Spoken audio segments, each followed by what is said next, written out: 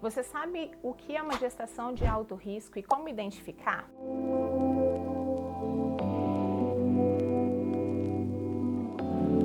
Bom, então vamos por partes.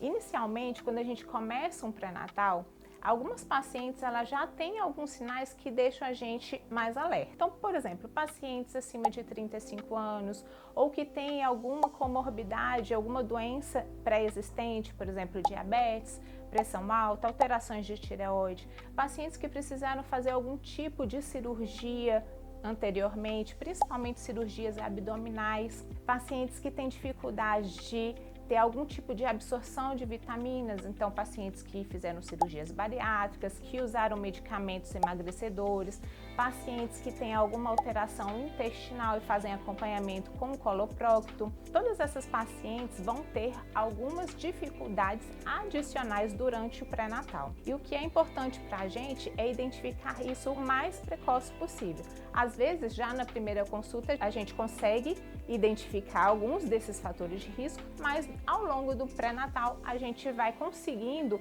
identificar ainda mais com os exames que a gente vai solicitando. O fato de uma paciente ser classificada como uma gestação de alto risco não significa que ela precisa estar com um medo constante, um receio constante, mas saber que é uma paciente que precisa de mais cuidados, que é uma paciente que a gente vai ficar com o olho mais atento a alguns sintomas. Existem sintomas durante a gestação que a gente considera normal e isso vai ser tanto para gestantes de alto risco quanto de baixo risco. Por exemplo, enjoos, pequenos sangramentos no início da gestação, cólica, dores lombares, dores nas pernas. Muitos desses sintomas são comuns a todas as gestantes e vão ter graus diferentes a depender da mulher, né? Mas algumas outras pacientes que têm realmente uma gestação de alto risco podem ter esses sintomas muito mais agravados. Podem ter dores muito fortes que não são melhorados com medicação, nem posição, nem massagens.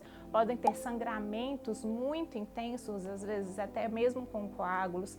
Pressão alta que pode ter uma dificuldade de regularizar com as medicações ou que ela já tinha uma pressão alta antes e precisou trocar a medicação e ainda está na fase de adaptação. Pacientes que vão ter déficit de vitaminas importantes e que não vão ter uma absorção boa com os polivitamínicos prescritos habitualmente. Então são pacientes que a gente precisa ter um cuidado maior, a gente precisa estar mais claro tanto para o obstetra quanto para ela quais são os planos, quais são os exames e o que esperar em cada momento. Se você se identificou com alguma dessas coisas que eu falei até agora, saiba que você tem um acompanhamento esperando por você. Aqui na Cecim nós temos um projeto que é justamente um acompanhamento desde a primeira imagem até o parto. Vocês dois em boas mãos.